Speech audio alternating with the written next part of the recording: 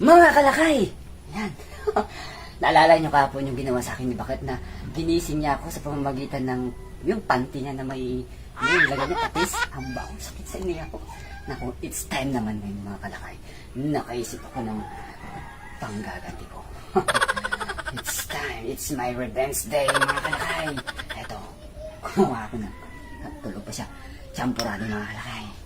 Yan, champurado. Tapos, gagawan din natin siya ng kape. At saka tubig. Siyempre may tubig, may kape. Champurado.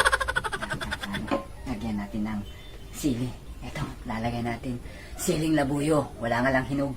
Sobrang anghang nito mga kalakay. Para magising na natin siya. Lagyan natin. Anghang. Amoy pa lang anghang na.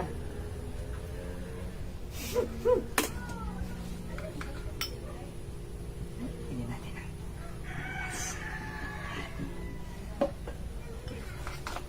Tingnan natin para umilalim yung mga sili. Hindi niya makita. Ayan, tabunan natin. O ayan. Tapos tong kape niya. Gawa tayo ng kape.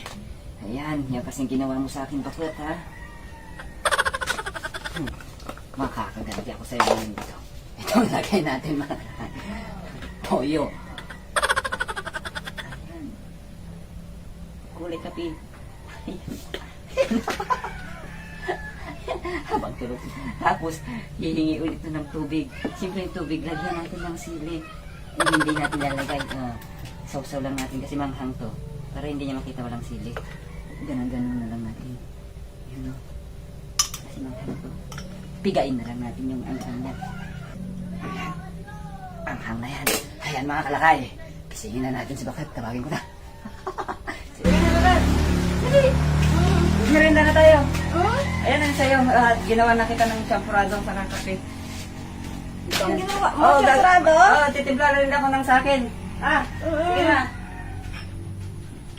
Wala na.